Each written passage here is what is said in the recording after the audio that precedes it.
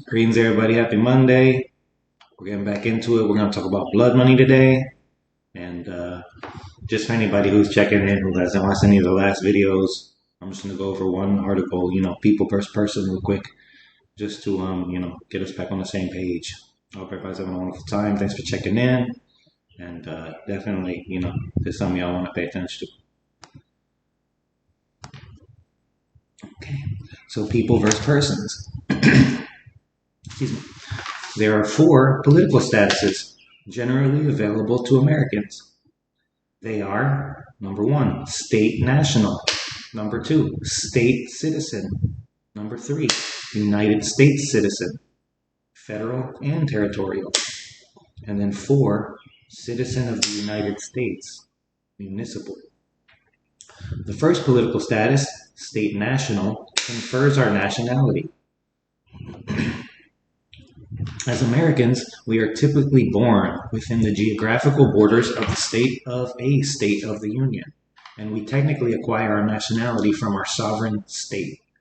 Thus, though you have not been taught or had cause to think deeply about this, you are actually a Wisconsinite, a New Yorker, a Texan, a Virginian, a Minnesotan, a Georgian, etc. And so on, and taken together, we call ourselves Americans.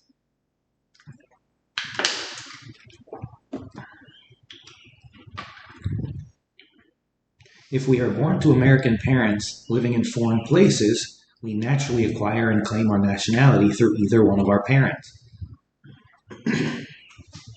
If we immigrate to this country legally and go through the naturalization process, we can choose to adopt the State of the Union as our home and permanent domicile and redefine our nationality to be that of an American state national, like everyone else.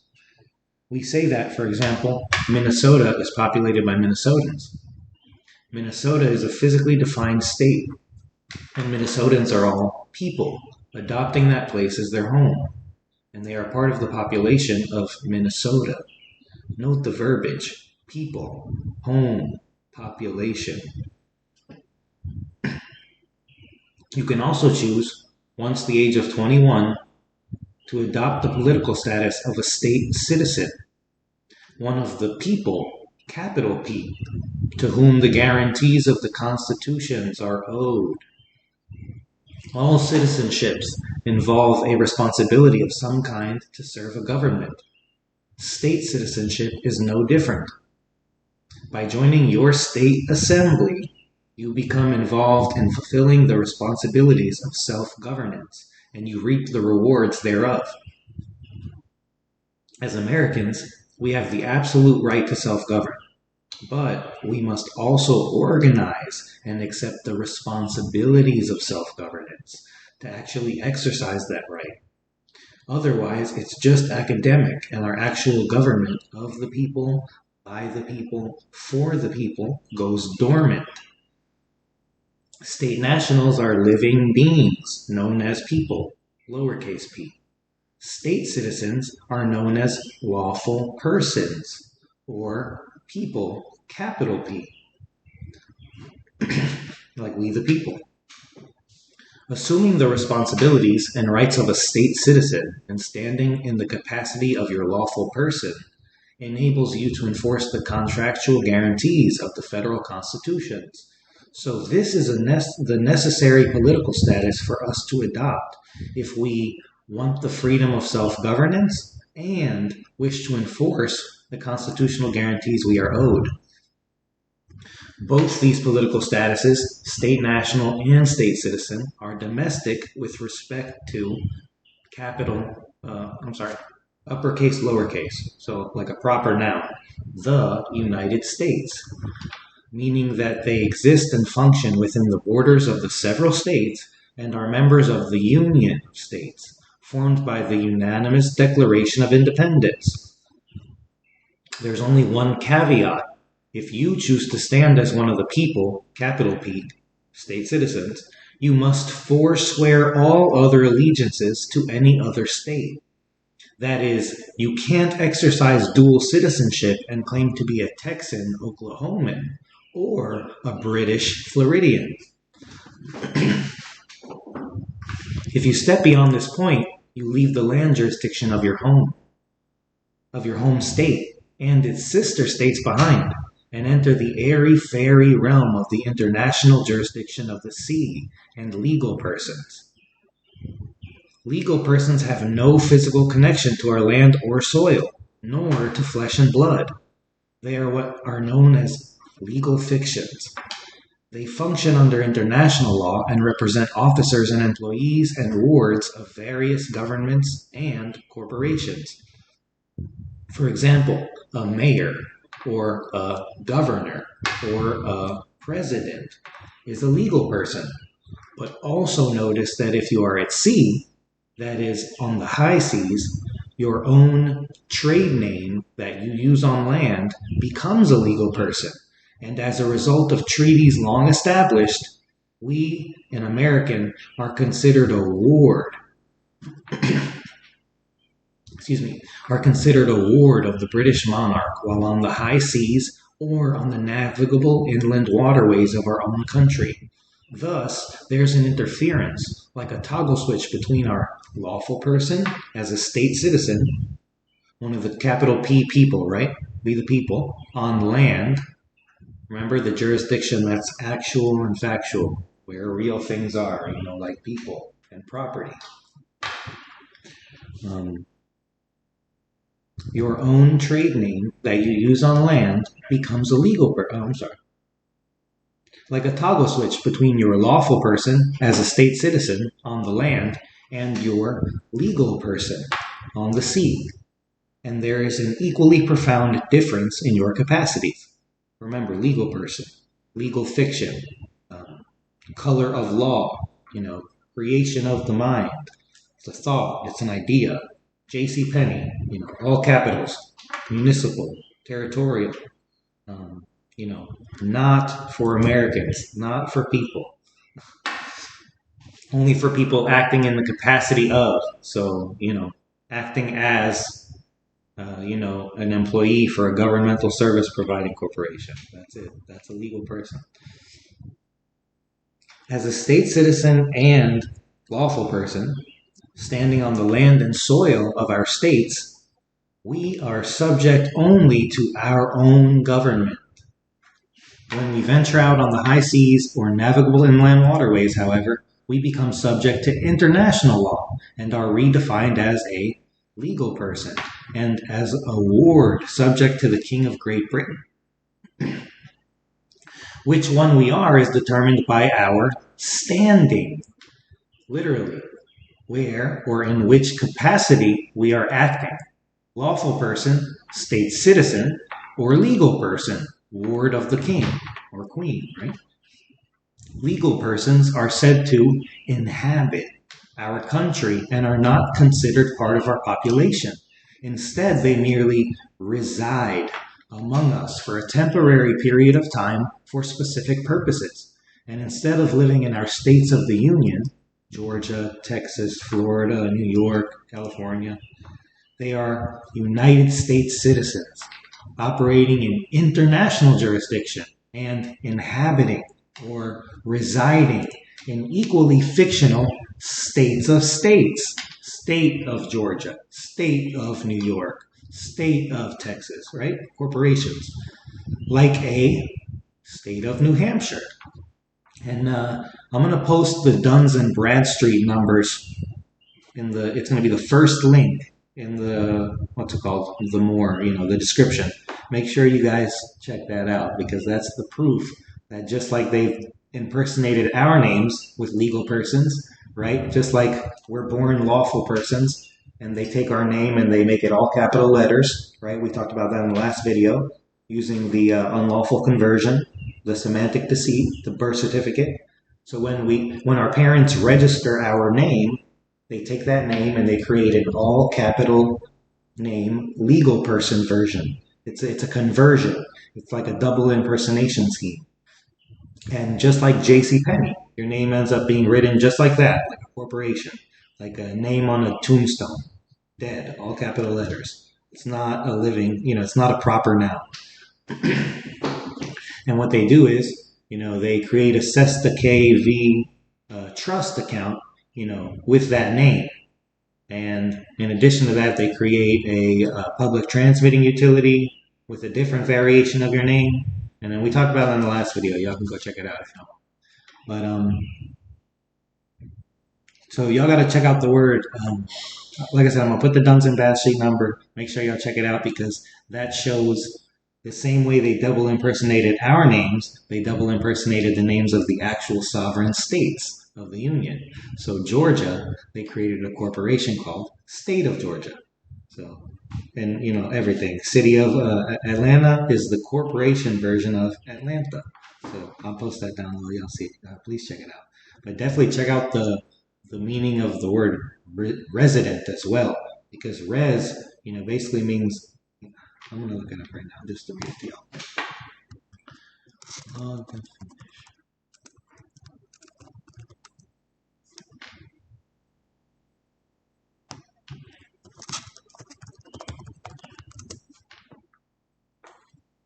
So res, which is the first part of resident, res is a nominative singular Latin noun for a substantive or concrete thing, as opposed to spes, which means something unreal or ethereal. It's an adjective meaning of or pertaining to the public. So spes is people, and res is a thing. These people are horrible. Anyways, yeah, so that's the thing, a corporate entity, legal fiction resides in a territory, because the whole thing is just a creation. It's a thought. It's an idea, something that someone put on paper. But we remember, we are living people, and we populate our land and soil, right? That's where we stand. I'm standing on the land and soil, wherever I am. And even if you're in the ocean, technically, even Anna says it, the bottom is land. So note the verbiage: resident, inhabitant, state of state. So those all deal with persons, which remember are corporations, things, governments, agencies, instrumentalities. Please notice that living people populate New Hampshire, but there are no living people in the state of New Hampshire. Instead, there are legal persons inhabiting or residing in the state of New Hampshire and adopting the capacity of officers or employees of corporations, business entities, and governments operating internationally. This is the realm of United States citizen, a legal, not lawful, political status that came into being first with the creation of the Federation of States, doing business as the United States of America, unincorporated, on September 9th, 1776, and secondly, with the adoption of the 3 original constitutions and delegation of some of the authorities of the Federation in international and global jurisdiction to the States of America, the British Territorial United States government, right, incorporated, corporation, the Queen and the Monarch and the Lord Mayor of London, and 3, the municipal United States government, Washington, D.C., right? The plenary oligarchy, the Pope. There are 3 kinds of United States citizens. Number 1, federal, 2 varieties. Number 2, territorial, and 3, municipal, 2 kinds of those as well. And they are all legal persons. As we have seen, United States citizens might be serving as officers or elected officials of various kinds of corporations. They might be temporarily passing through international jurisdiction on a tramp steamer headed to Peru. They might be working for the federal government and temporarily residing here in a state of state. They might be acting in behalf of the United States of America, Federation, or the States of America, Confederation. They might be acting as territorial citizens of the state of Montana or the Commonwealth of Puerto Rico. What they all have in common is that they are all legal fictions, which are dead, non-living entities by definition. They are inhabiting the foreign international jurisdiction of the sea, owed to the states or delegated to the states of states. They are subject to international law. This applies to both kinds of federal United States citizens, the United States of America citizens and the United States citizens, and territorial United States citizens, that is, citizens of the United States of America. Those United States citizens who work for the Federation of States doing business as the United States of America include all our most powerful international officials, including the Continental Marshals, who exercise the non-delegated powers of this country in international jurisdiction. This is the unincorporated, by the way. Anytime we talk about the Federation of States or the United States of America, like the proper noun, uppercase, lowercase, we're talking about the unincorporated. This is all the Federation of States is a holding company that the state assemblies gave delegated and non-delegated authority to. This is the holding company that basically is made up of fiduciaries, that are also lawful persons, state citizens, including the Continental Marshals, who exercise the non-delegated powers of this country in international jurisdiction. There should also be, but presently are not, employees of the Confederation doing business as the States of America, exercising the federal delegated powers, the delegated federal powers, apart from those duties specifically assigned to the territorial and municipal United States entities. The fact that the Confederation, doing business as the States of America, is missing since the Civil War has been the excuse used by the other federal contractors, the British Territorial United States and the municipal United States, to claim that a state of emergency exists. Municipal citizens of the United States are also legal persons that take things a step farther, removed from the actual and factual realm. These citizens exist in the global jurisdiction of the air and are subject to municipal law. They are two kinds of municipal citizens of the United States. Number one, people adopting this political status to serve the municipal government, for example, postal service employees, right? Your local law enforcement officers, right? Or actual United States corporations chartered by the municipal government.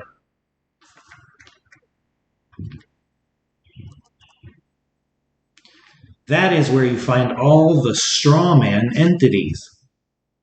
John M. Doe and General Motors and Carlyle Inc. and State of New York and New York City. Remember, if we're talking about municipal, it's all capitals, just like a tombstone or like any corporation. Now, all of this complex and initially confusing. All of this is complex and initially confusing. But if you are Joe Average American, what it comes down to is this. You want to be acting in your lawful capacities as either a state national or as a state citizen. What it further comes down to is that unless enough of us declare our political status as state citizens and accept the responsibility of state citizenship, our lawful government of the people, by the people, and for the people goes dormant. It's still sovereign, but it is not exercising its sovereignty because we are not undertaking the functions and filling the offices of our lawful government.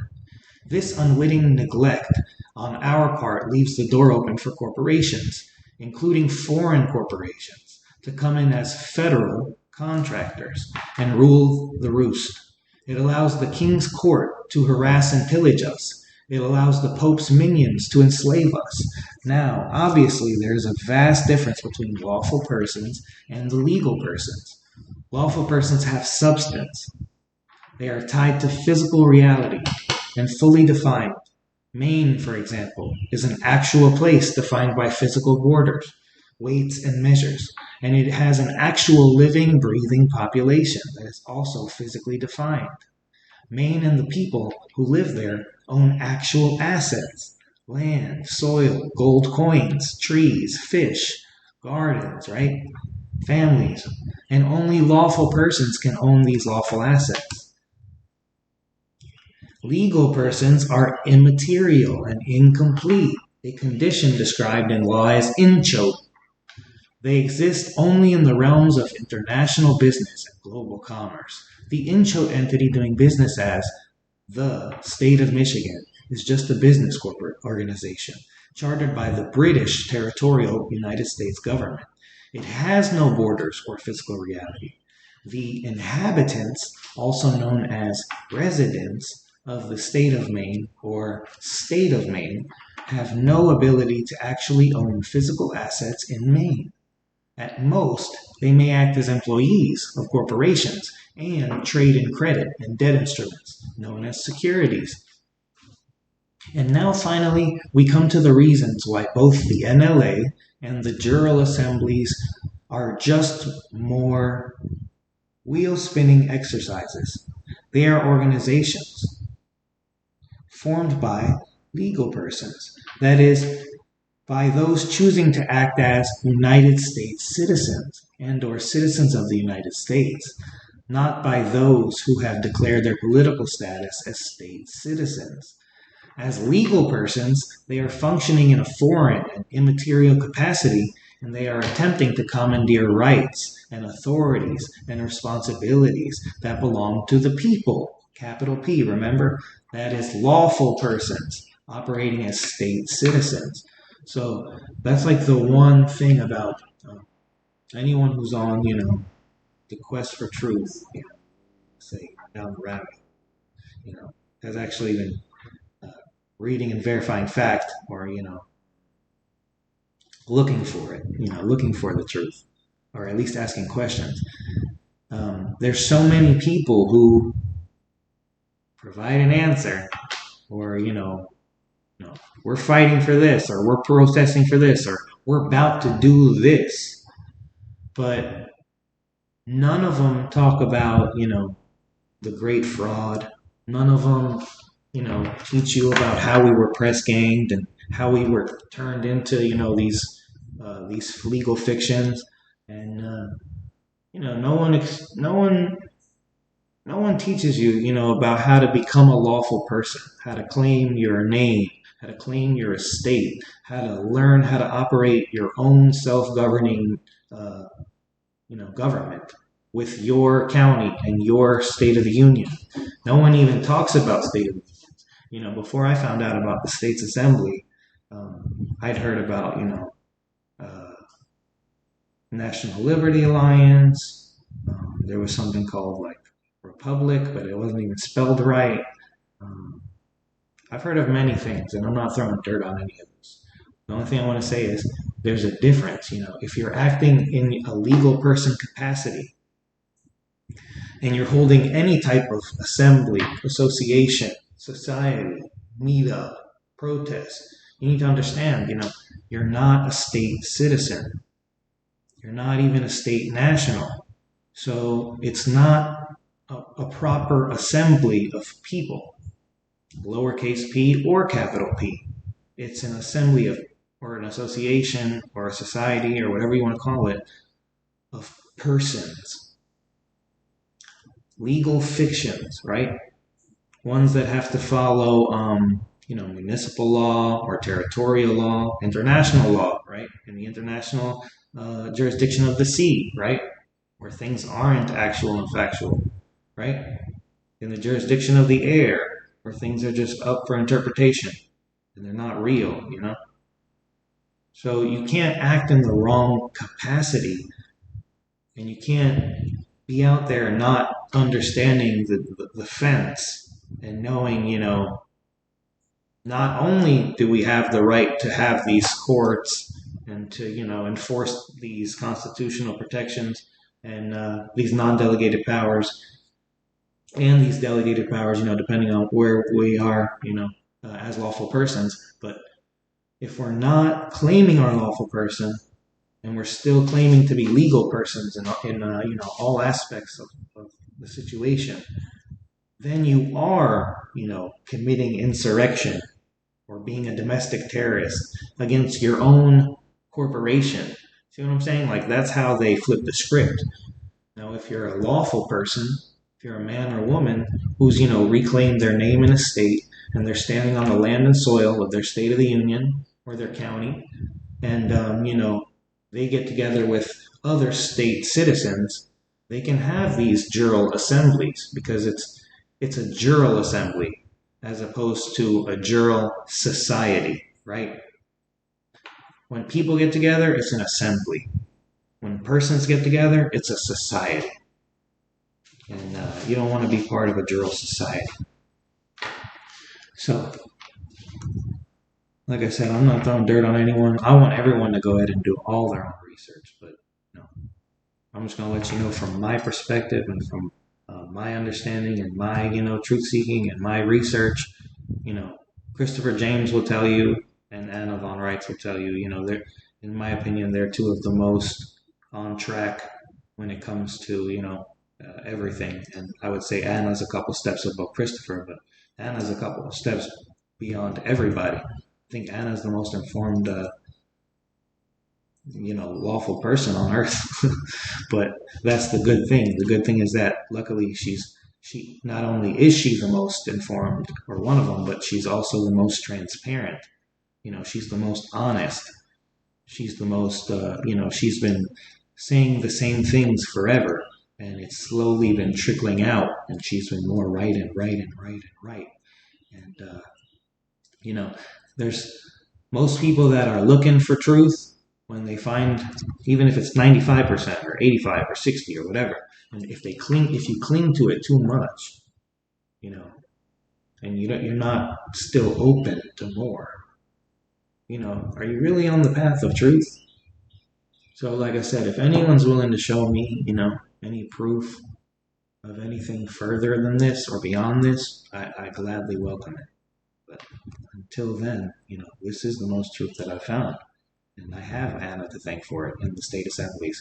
But not only that, I have to thank myself because I'm the one that went out and did the due diligence, did the reading, did all of that.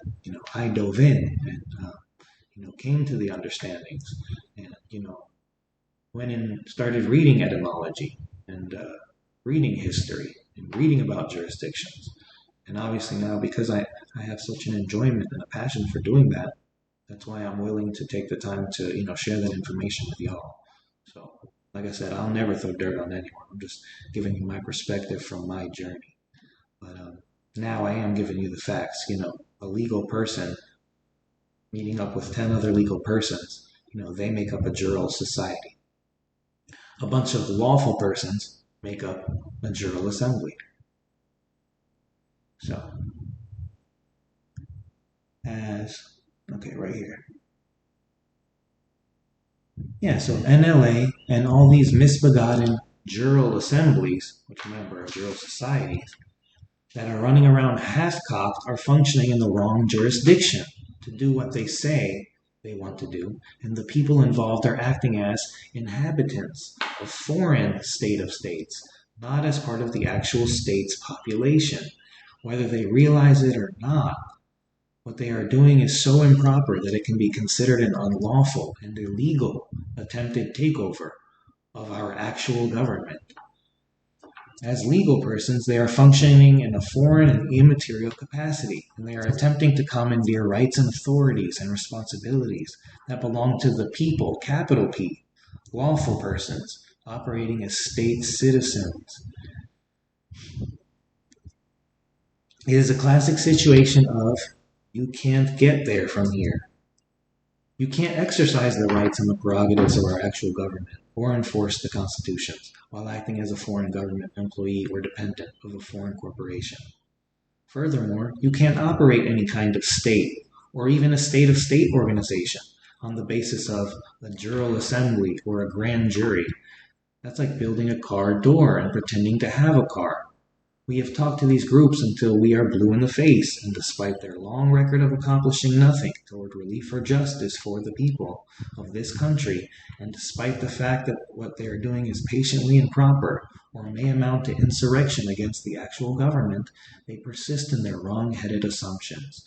So the NLA and all these improperly organized jural assemblies, societies, right, get nowhere and do nothing effective toward enforcing the constitutional guarantees because they don't adopt the correct political status, standing, and jurisdiction to do so. What is worse, in our opinion, is that they actually endanger their membership as a result and leave people who are simply trying to exercise their God-given and constitutionally guaranteed rights subject to attack. We have heard of many horror stories where federal subcontractors have assisted the IRS on people, seized their homes in bogus foreclosures, even seized their children or burned their businesses to the ground. My people are destroyed for lack of knowledge. Members of the NLA and the MGLA-led jural assemblies, which are jural societies, are not functioning in the correct capacity, so their members are still being hunted and harassed and entrapped by federal agents. Besides the fact that their members are not declaring their proper political status, these organizations don't build all the pieces of state government necessary to do the job of self-governance. They just waste time and money and cause trouble, and all because they don't grasp the difference between people and persons.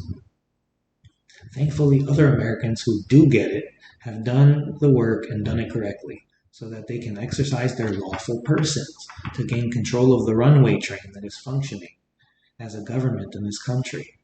They have organized their actual states and are operating as people, capital P, by making the correct declarations and assembling their populace. Everyone who is sick and tired of being harassed by their own employees, attacked and misrepresented and taxed to death in their own country are invited to join their state assembly. There are a few states lagging behind in this process who still need state coordinators. And this is an old article. So since then, all states are now in session. All states, I think, have coordinators, but every state is looking for more people who are interested in self-governance, because that is the proper way that we learn how to handle our affairs and take care of our neighbors and keep tabs and keep the proper checks and balances going with all our service providers. And that's how we maintain at all times a level of not only critical thinking but truth and transparency and involvement with the community, to where we can all say, hey, what's best for us in this scenario? What's best for us in this scenario? What's best for us in this scenario? Sounds great. Let's do it. Oh, and you know what? I actually have a problem with this. How do you guys feel about that? Oh, okay. All right. I see what you're saying. Never mind. Now it makes sense. Or, do y'all see what I'm saying? Great. Okay. Can we find, a balance somewhere? I mean, that's what people are supposed to do. They're supposed to commune.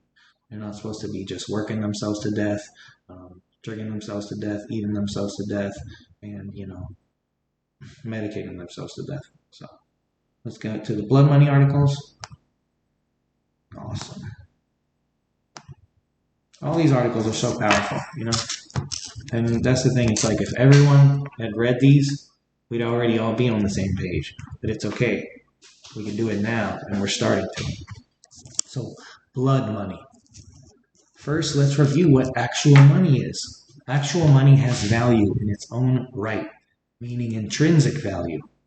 Gold has value based on what it is, so does silver. Coinage made of these metals has intrinsic value as a result. And that value can be determined and utilized based on how much of the metal is used to make the coin, the purity of the metal, and so on. This is called the bullion value. There is also the face value, which is stamped on the coinage. The two things, bullion value and face value, may or may not be closely associated depending on market fluctuations, inflation, reputation of the issuing authority, and other less tangible factors. A coin may also have numismatic value, which is the value as a collector's item. These three values taken together establish the market value of a coin. Any of the other things that we use as money including paper notes and credit cards and Bitcoin-type digital currencies, are not money. They are certificates representing actual gold or silver assets held in repository. Pop up.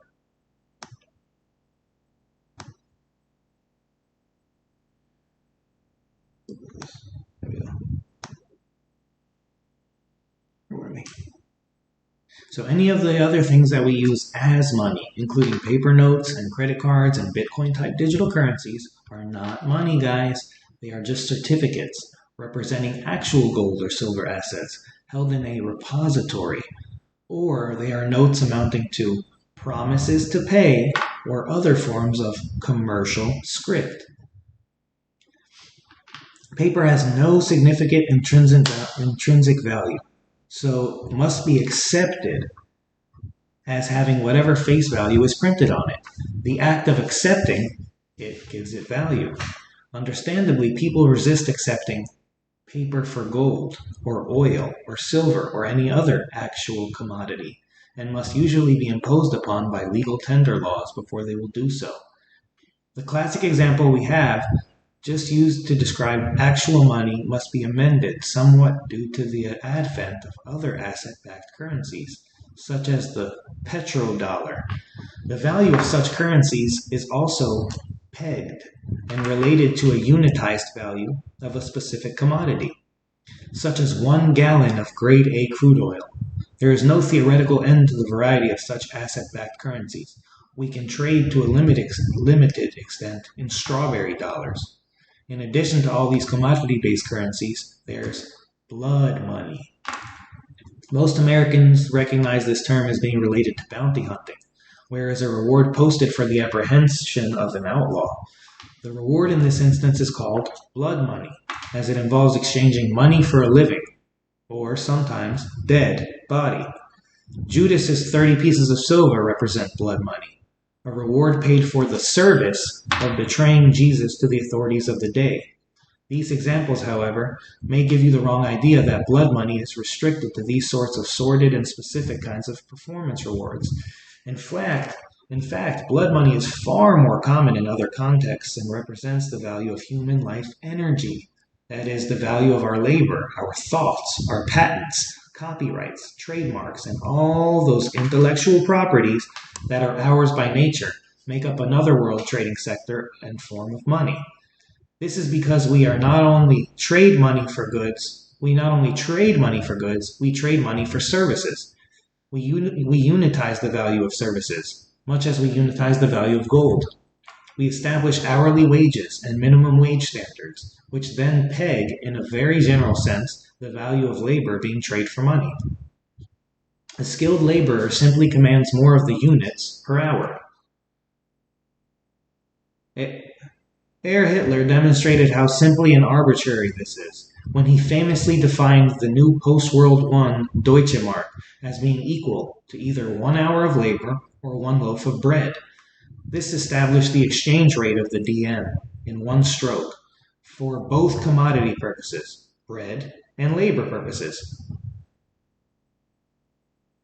To the amazement and chagrin of all money snobs paying attention, it worked like a charm. German productivity soared, and the Deutsche Mark, set free of all contrived manipulation of the European monetary regulators, soared also. If nothing else, this foray into simplified monetary policy proved that the value of a currency increases to a natural settling point and destabilizes itself, and stabilizes by itself once it is properly defined. People can have faith in it because they know for sure the value of a dollar or a Deutsche Mark, both in terms of trading commodities and trading labor. Beginning on the 19th century, we began bumping into the ceiling of currency values on a worldwide basis.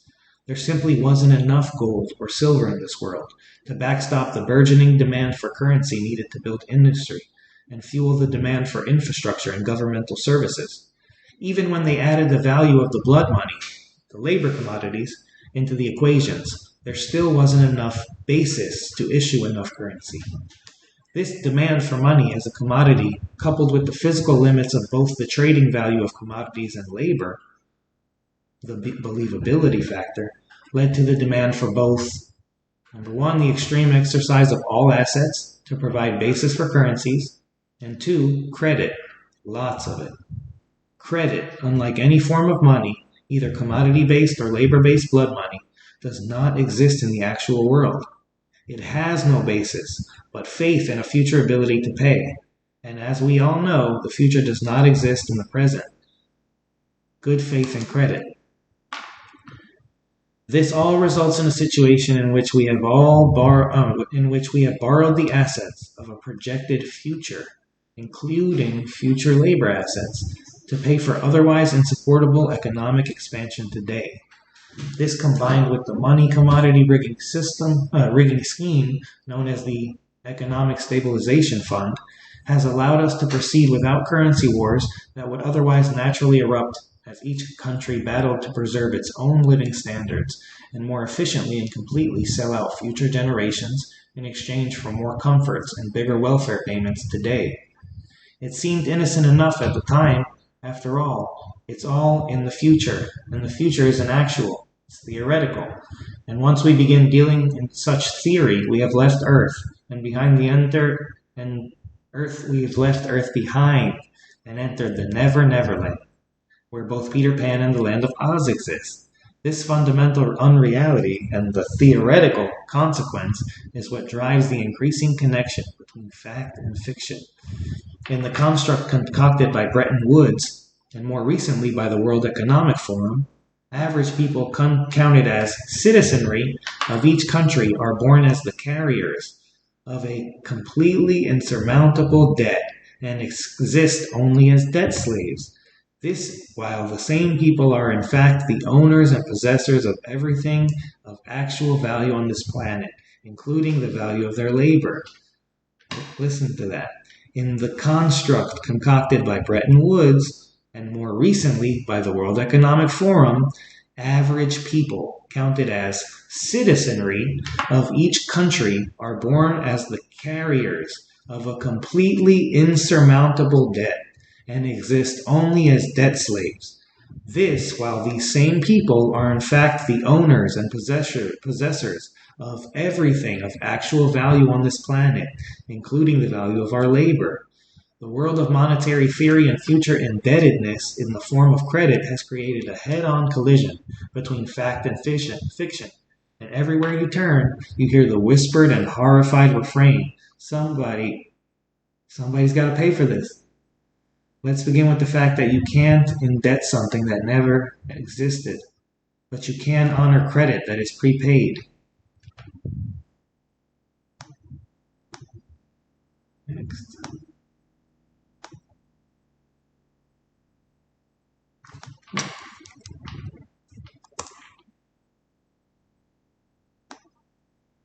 And I always post the articles in the bottom, in order. So if y'all want to read along, while I read, please feel free.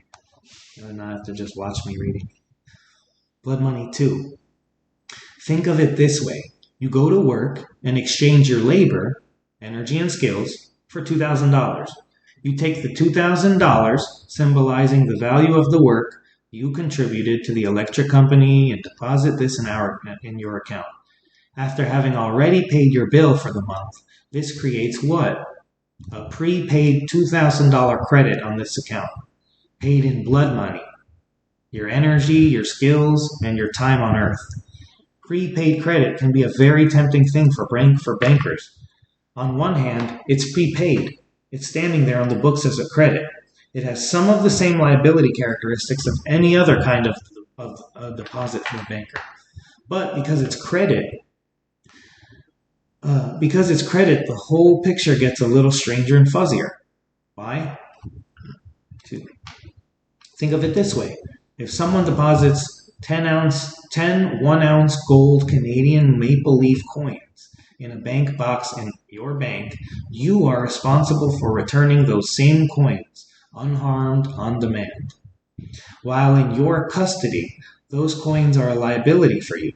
You have to keep them safe, provide a vault, a security system, etc. So how are you to pay for this service?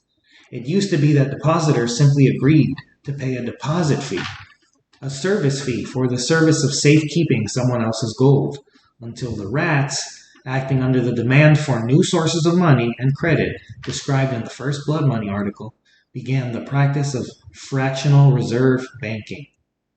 Under that system, the bank became the title owner of the assets deposited with the bank and used those assets as the basis of investment capital. Your $20 silver dollars allowed the bank to loan out between 140 and 200 silver dollars worth of credit. When you add in the interest fees, usury, on the loan of this much credit issued in excess of the asset base, the bank is enabled to generate a very, very handsome profit for the bank on the basis of someone else's assets, all without any actual risk of bank assets and without cutting the actual owner of the silver dollars in on the deal. Heck, that bumpkin, the original depositor, is on vacation in the Poconos, and what he doesn't know won't hurt him, right? Or so thinks Mr. Banker. And only one element is needed to make this setup legal: insurance. So the bank needs to insure the original depositor against loss of those silver dollars. And Mr. Banker hires and pays a willing insurance company to do that part of it, out of the profits he's raking in. He also starts insuring his loans for a small fee, to cover those loans that don't produce the anticipated profit. So this is how all corruption got started. Bankers chiseling to use other people's assets for their benefit, and scraping the margins in collusion with willing insurance brokerages. And then unavoidably, the bank regulatory agencies and politicians figured out what was going on. But instead of stopping it or regulating it or forcing any full disclosure, they shrugged and said, "Hey, what's the harm? Dumb Bunny's insured. Where's our share of the pot?" The only difference between small banks and big banks is the system and the size of the insurance companies backing this con game, and the source of the money they use to back it. Private insurers have to come up with their own capital to gamble when they back small local banks.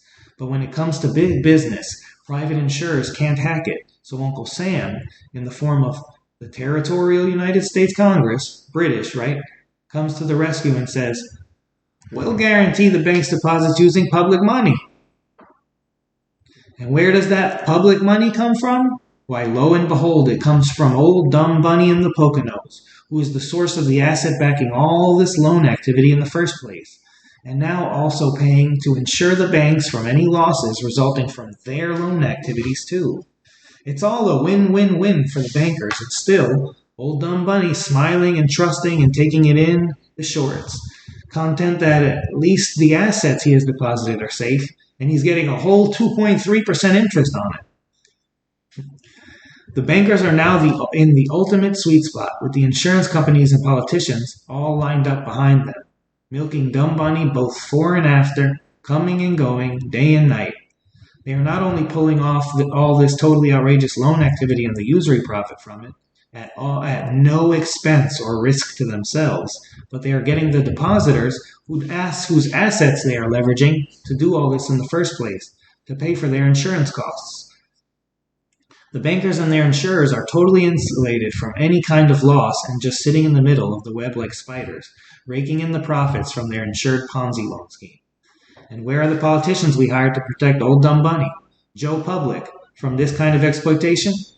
Where are all the regulatory agencies we hired? The SEC, the FBI, the Treasury agencies, Secret Service, and the state banking commissions?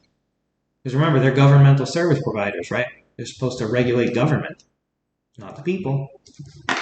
All out enjoying a champagne brunch together, slapping each other on the backs, snorting cocaine, thinking that they are so smart and everyone else is so stupid, and talking about the gigantic bonuses they'll be paid this year for their performance in behalf of their shareholders.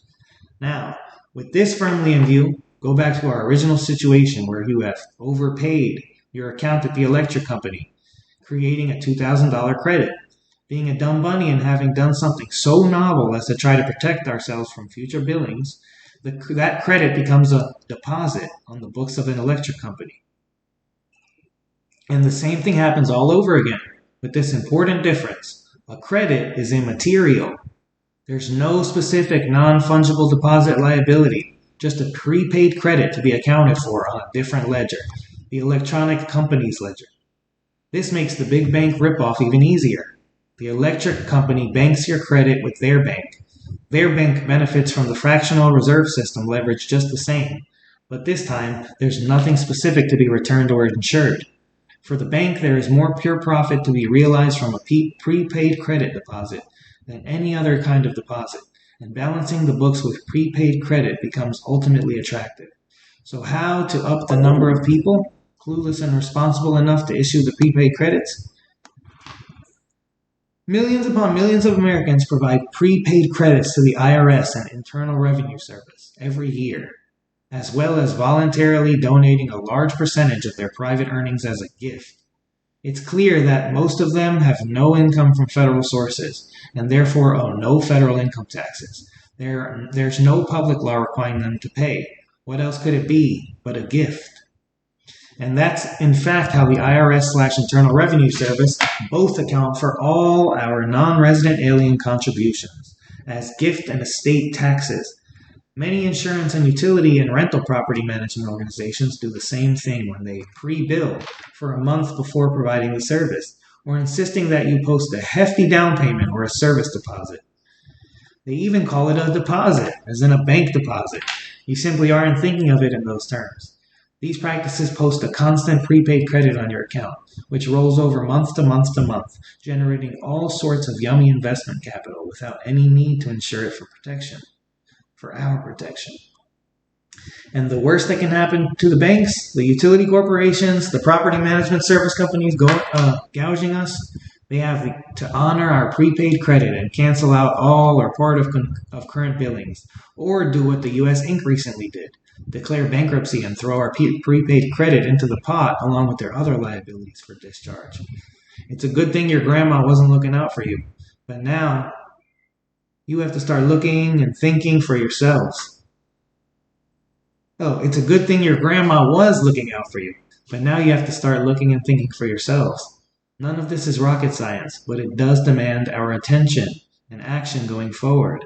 Paying for things we don't owe, like paying for goods and services we haven't received yet, creates massive uninsured prepaid credit on our accounts. Counting future liabilities like pensions that won't pay out for 50 years as current liabilities and deducting them as if they were current costs creates more prepaid credit. Paying escrows we don't owe on house mortgages and property taxes we don't owe either generates absolutely massive amounts of prepaid credit that is actually owed to us, but which is instead being used by the banks as their investment capital. All we get is a snide wink, and once in a while someone will say, "Good old dumb bunny, we wouldn't have all this without him." Obviously, the politicians we hired have failed us. The regulatory agencies we pay for are a joke. The banks owe us a heap of money and prepaid credit too, and the insurance companies and securities brokerages that went along with it and insured all this graft deserve a legendary arse-whipping. They aren't going to discipline themselves, so who's going to do it for them? Now, look at who is coming down the road, hopping and snorting like a whirling dervish crossed with fire engines. It's old dumb bunny back from his vacation at last. Hello, Philadelphia. Goodbye, Poconos.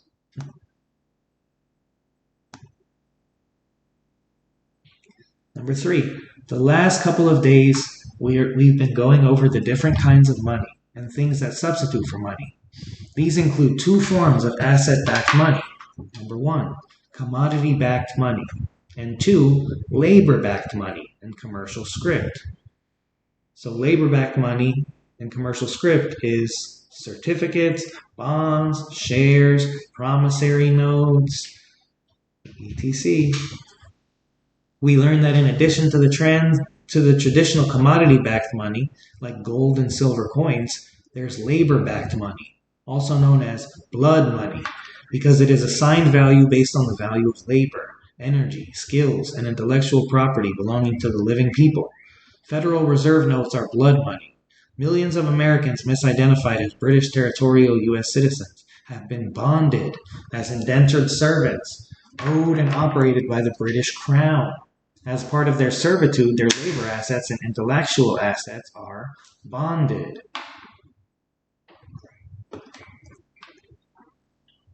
This basically means that bonds, known as birth certificate bonds, are issued against the estimated value of their lifetime labor and intellectual property. And in equitable exchange, Federal Reserve notes equal to the value of these individual bonds are issued, and the serial numbers on these Federal Reserve notes are assigned under the name of the victim.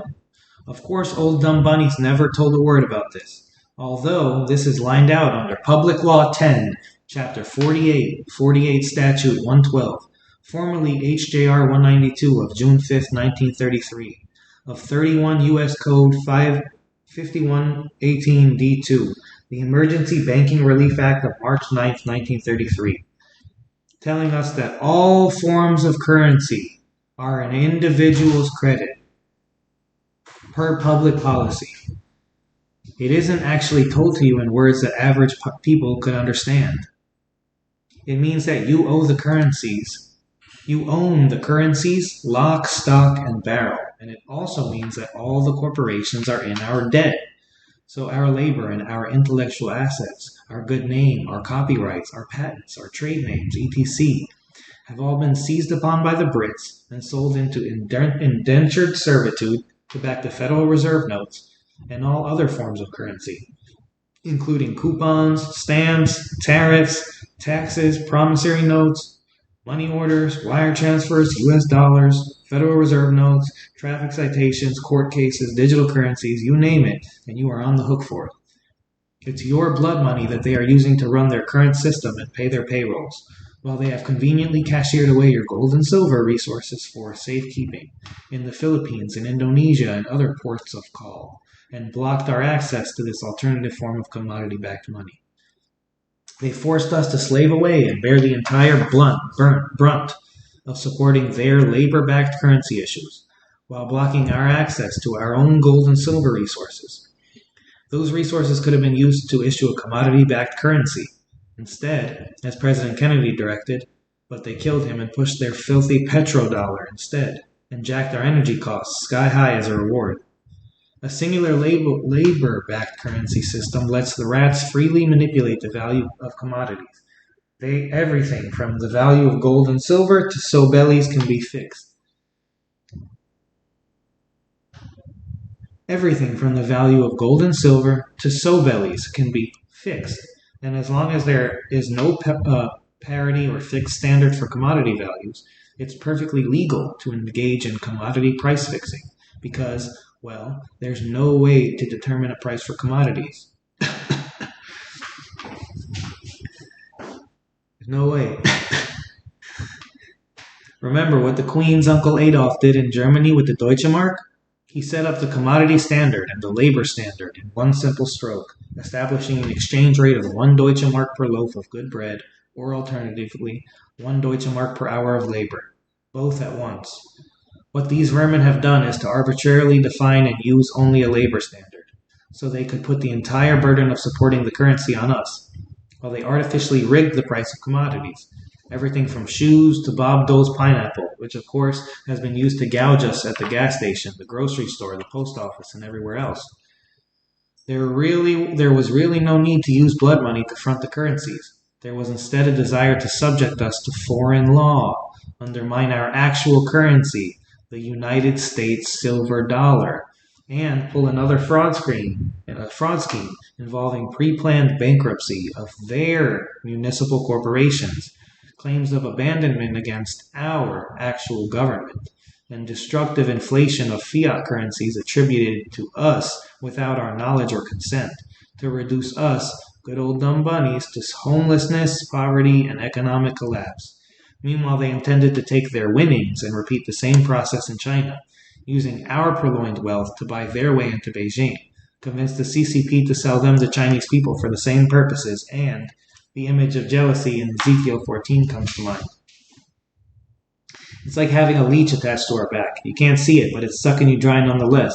And that is what our purported trustees in international jurisdiction have been doing to us for the past 100 years. Having been discovered and having the DTCC and within DTCC Seed and Company, identified as the issuer and holder, respectively, of the birth certificate bonds that have been used to obtain the blood money to do all this. The Holy See has been left holding the bag and has recently offered to return all the birth certificate bonds that are supporting all the various kinds of currency. Having been discovered and having the DTCC and within DTCC, Seed and Company, identified as the issuer and holder, respectively, of the birth certificate bonds that have been used to obtain the blood money to do all of this, the Holy See has been left holding the bag and has recently offered to return all the birth certificate bonds that are supporting all the various kinds of currency. Isn't that just ducky? We get the paper that enslaved us returned. The instrumentality of the crime against each and every one of us comes home to the actual American government, and we, the victims, are left to sort it out and deal with the situation. It's like being given a pawn shop ticket to retrieve our own stolen goods. And when we walk through the door to claim our stuff, there's an even odds chance that the police will be there, and still contriving to mistake us for someone else, to claim that we are somehow the ones responsible for the mess and all the abuse that we have suffered, and even the theft of our own labor assets. Color me cynical. Say that I've been to too many rodeos, placed to too many card games with the father of all lies. Over the years, I've had many people miss the point in what I am telling them. It somehow sails right over their heads like a helium balloon. They hear about these bonds and how these bonds have so much value, and immediately they think this is a good thing. Boy, howdy, we are rich beyond our wildest dreams. La la la la la. But that's not what a bond is, and that's not what a bond of our labor implies. A bond is a debt, and if it's a labor bond, we have to work until we pay the debt off. All that money, that's debt money. You are holding a bond against your own labor worth $400 million. Guess what? On top of that, millions of Americans have been misidentified as British Territorial citizens and bonded when they were innocent third parties, not even eligible to be bonded in the first place. So all that bonded debt has to be offset. And what happens when you do that? Without the bonds backing the currency loses value like a house on fire. The economies collapse. People starve, wars commence, and so on. So here we are, victims of crime, being given the knife that stabbed us. Like Atlas, we have the choice of carrying the burden someone else created and laid on us, or we can use it as a bowling ball, destroy everything and give the enemies of mankind what they want anyways. One apparent step forward is to lean hard enough on the Queen's government and government of Westminster to secure access of our purloined gold and silver assets, and to reissue a commodity-backed money standard and currency to go with it. That takes pressure off the labor-backed currency and acts like a steam release valve on a pressure cooker. Careful management of the bonds is a similar gradual release of indebtedness and debt relief owed, especially to Americans who never should have been roped into this scheme in the first place, is a second apparent step. Another sore point and issue with the Queen's government in Westminster is the replacement of Serco as both paymaster of our armed forces and manager of our patent office. The U.S. Patent Office has been criminally mismanaged for years, resulting in such travesties as granting Bill Gates a patent on living people used as Wi-Fi devices. We suggest that Bill Gates, if he is still alive, be turned into an antenna at the earliest possible opportunity, and that he and the officials at Serco who approved any such patent in our names all be bundled off to a nice padded cell. Although those and other similar issues may not at first glance appear to address the issue of blood money and the ticking currency time bomb, a more careful consideration will prove they well and truly do contribute to the miasma of enslavement, genocide, pollution, and all other ills of the modern world. Key to any permanent solution of the problem is the application of prepaid credit to gradually discharge debt and to mitigate the harm done to living people and small businesses, the development of new currencies to convert debt-based currencies to credit-based currencies, to consolidate asset-backed money standards, monetary standards, to end the exploitative abuse of commodity controls for political purposes and unjust enrichment, and most of all, to finally teach the people of the world what money is and what it is not. Number 4. Additional issues for the International Court of Justice. 10. Also, blood money 4. What happens when indentured servitude is not enough to pay the bills of the British Empire? The answer to that question came in 1933. Slavery. This was announced by FDR in his first inaugural address, but again, in such veiled terms of art that the general populace would never recognize his use of the word consecration in its religious context, nor his invocation of a holy cause either. What he was telling us was that the Brits were selling the municipal citizens of the United States back to the Pope. A message that went over their heads of the audience then, still does today. Among those municipal citizens of the United States were all the United States corporations that had been formed from 1870 to 1930. A translation which was arranged by another bit of legalese known as the Diversity of Citizenship Clause, which redefined and expanded the meaning of U.S. citizen to include corporations. This, too, is more intentional fraud because the 1870s Corporations Act was fraudulent on the face of it. All corporations formed in this country ever since have been formed in our names, but without the authority to exercise our sovereign right to charter corporations. Thus, all the corporations and corporate citizens, too, revert to our ownership. And once again, the Brits and Papists were busy buying, selling, and trading upon assets that never belonged to them, and exercising authorities never assigned to them. Via the 1933 New Deal between our two foreign federal subcontractors, the Pope, acting in his secular guise as pontiff, acquired legal title to all the U.S. corporations, as well as the living, breathing municipal citizenry. The former plant with the living, breathing municipal citizenry. The former plantation slaves, their progeny, the federal civil servants, their dependents, and also any political asylum or welfare seekers.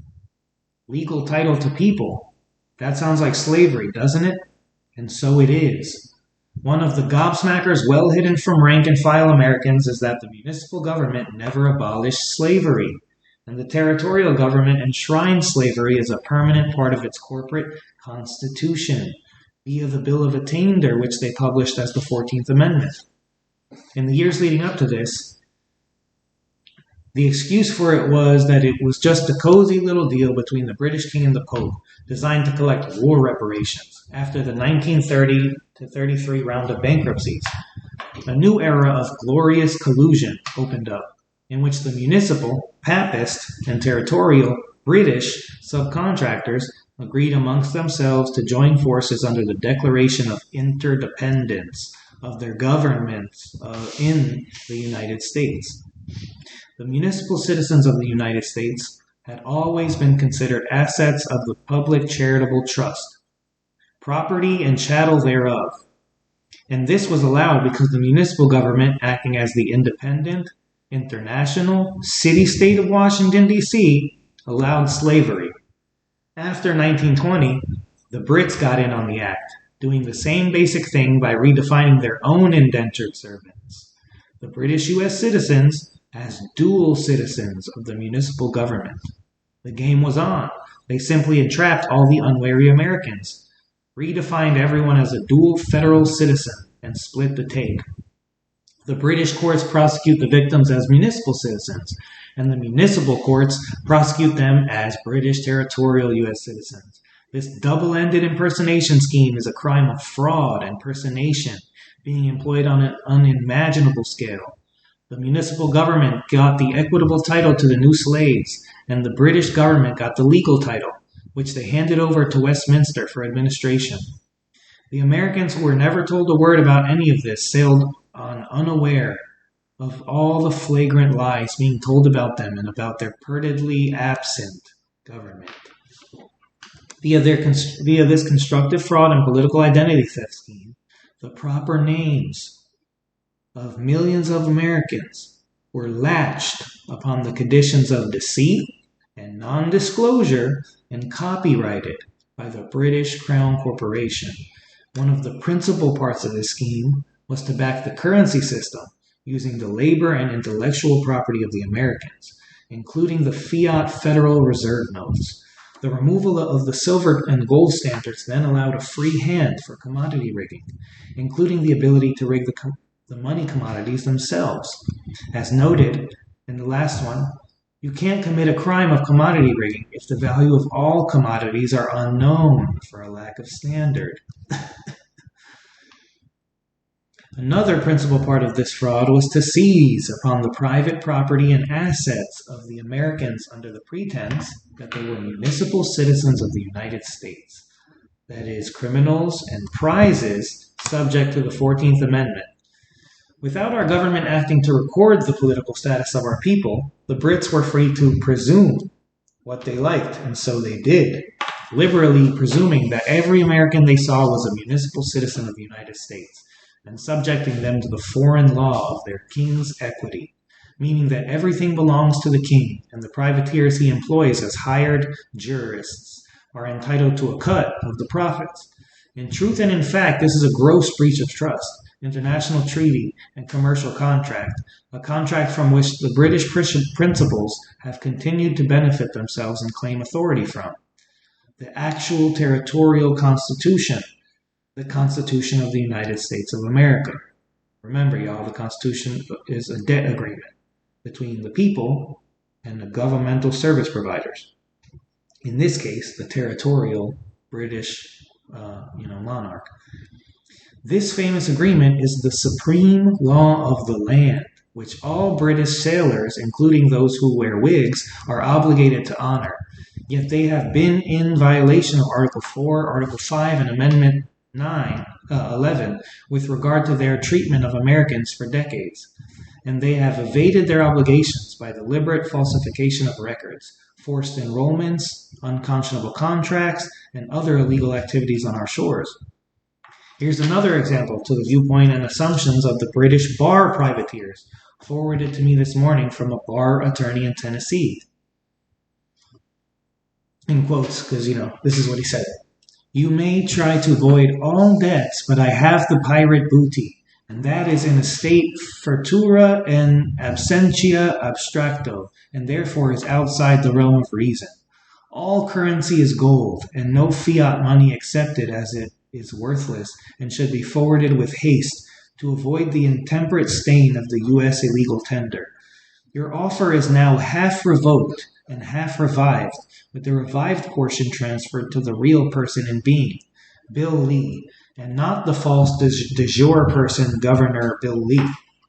This is done with all appurtenances and hereditaments there and to belonging or in any way pertaining into the said trustee, its successors or assignees, and fee simple forever." That's what he said. So let's examine this piece of self-interested doggerel offered by an actual privateer engaged in his trade on our soil in contravention of our treaty, the Constitution, and commercial contract. Who is he privateering for? For the governor in Tennessee, but in his private capacity. The privateer has no respect for the office, that is, the legal person of Governor Bill Lee, but instead insists that the interest in the estate that he has latched onto vests in Bill Lee in his private capacity as a real, that is, royal, person in being. In other words, as a subject of the Queen. So ultimately, he's a British privateer working for the Queen and funneling the Queen's share of the illegal takings through Bill Lee, a British subject who just happens to occupy the governor's office in Tennessee. If pushed, Mr. Bill Lee will explain that he's, the territorial governor, and that the territorial's government is standing in for us while we Americans are supposedly missing in action, absent, in interregnum, until now, when you can clearly see that we are wide awake and very much present and accounted for. I'm going to say that again. So ultimately, He's a British privateer working for the Queen and funneling the Queen's share of the illegal takings through Bill Lee, a British subject, who just happens to occupy the governor's office in Tennessee. If pushed, Mr. Bill will explain that he's, well, the territorial governor, and that the territorial government is standing in for us while we, Americans, are supposedly missing in action, absent in interregnum, until now, when you can clearly see that we are wide awake and very much present and accounted for. This whole scenario painted by the privateer makes no sense at all until you remember that the Territorial U.S. Congress, acting on February 2nd, 1871, Third Sessions, Chapters 62, 63, 64, 65, claimed to be the successor of all United States corporations and the property of all said corporations, and then combine that with the information provided above concerning the inclusion of corporations as citizenry of the United States under the so-called Diversity Clause. Here's what happens in actual life. The British territorial thugs operating under color of law, right? Something that has the appearance, shape, sound, the creation of the mind. It's not law, it's just paper. Operating under color of law, grab a clueless American off the street, press gang him on paper, remove him into international jurisdiction, impersonate him as a corporation, and define that corporation as a municipal citizen of the United States so that they can claim to own him as property, a slave. They made so much money doing this that in 1921, they institutionalized it so that they started stealing our identities while we are still babies in our cribs and applying the same roster of criminal acts to us. Kidnapping, press ganging, impersonation, unlawful conversion, and enslavement. We talked about that in the last video, the dead baby scam. If y'all want to hear more about the birth certificates and the unlawful, press gang, kidnapping, impersonation, and conversion that goes on when we're born as babies, go check out the last video. Governor Bill is a Brit subject occupying an American de jure office, just like a cuckoo bird occupying a nest that doesn't belong to him. Put simply, he's the bag man for the Queen and has no right or reason to be occupying an American public office. He's impersonating an American governor, and that is a crime under our public law, and the same pattern repeats in all other states. The privateer member of the British bar is feeding Bill Lee the loot, minus a hefty reward commission for himself, of course, obtained from prosecuting the innocent American populace under these absurd and vicious constructive fraud schemes, and calling his boss, Bill Lee, the trustee. Trustee of what? He's the trustee of the British Territorial Foreign Situs Trust that they created in the name of John Allen Parker, an American baby, in order to impersonate that American baby and subject him under British law in contravention of the Constitution of the United States of America. He's the trustee of a British Territorial Foreign Situs Trust that they created in the name of John Allen Parker or Nico Christodoulou, right, or any other baby, an American baby, in order to impersonate that American baby and subject them under British law in contravention, right, to subject them to British law and to disregard their contractual obligation with us, which was the Constitution of the United States of America, and still is. They've been busily kidnapping, press ganging, and removing American babies from their own native land and soil, with nobody being the wiser. The fraud, identity theft, and impersonation is all accomplished on paper, without the victim's knowledge, participation, or knowing consent. The same little gravy train is happening in all other states, and has been since 1868. These men and women are all engaged in criminal acts in contravention of our public law and international law as well. Next, let's look at the Latin phrases and claims that the privateer makes about the pirate booty. The Latin quoted by the privateer is from a commentary by Thomas Aquinas on Galatians 3:13, which is in turn describing how Christ set us free from the curse of the law by becoming accursed himself. It's a backhanded apology for acting as the devil's henchman and dealing in lies, and accusing the American victim of being a pirate, municipal citizen of the United States, while engaging in piracy himself. More generally, he, the British bar attorney, operating as a privateer under color of law on our shores, is referring to durante absentia, a Latin phrase meaning during absence, and refers to the administration of an estate in the absence of an executor.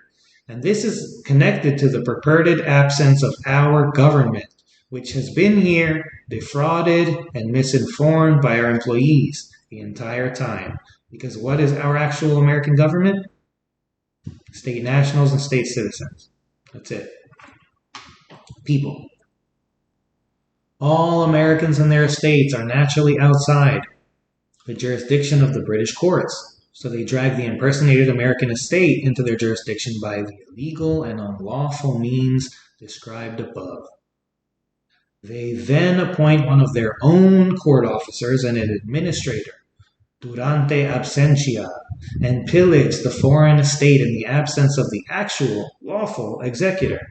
This is the land version of the salvage at sea, which is why he refers to the pirate booty. The privateer has been appointed to act as administrator, durante absentia, by a state court. And remember, that's a corporation.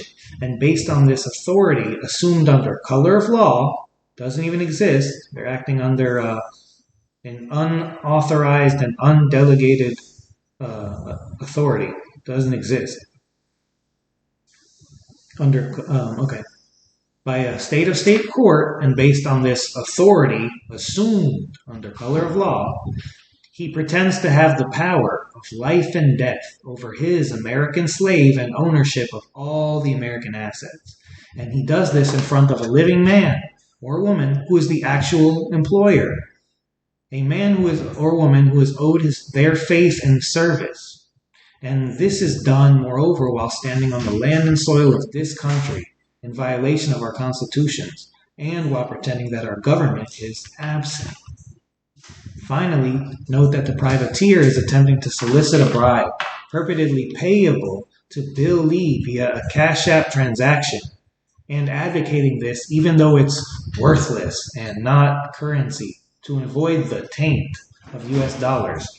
This is essentially offensive and ironic, not only because of the bribery, but because the British Territorial Government is responsible for purloining the gold and silver belonging to Americans and moving it all offshore to locations in the Philippines, Indonesia, and elsewhere for safekeeping, and also responsible, therefore, for denying Americans access to their own precious metals and preventing the issuance of both a commodity-backed monetary standard and a precious metal-backed currency. This is being reported to the International Court of Justice for prosecution of the rogue governments promoting this great fraud, the corporations implementing it, and for the specific investigation of William Byron Lee, also known as Bill Lee of Franklin, Tennessee, and as Governor Bill Lee, and the Madison County Court in Tennessee, which is, self-evidently, engaged in human trafficking, personage, barratry, and other crimes, including usurpation against the lawful government of Tennessee, and the Tennessee Assembly, which is now in session. Also for prosecution of the administrators durante absentia appointed by the Madison County Court, all of whom are acting as executors de son tort, all of whom are acting as unlicensed privateers and undeclared foreign agents on our soils and our shores.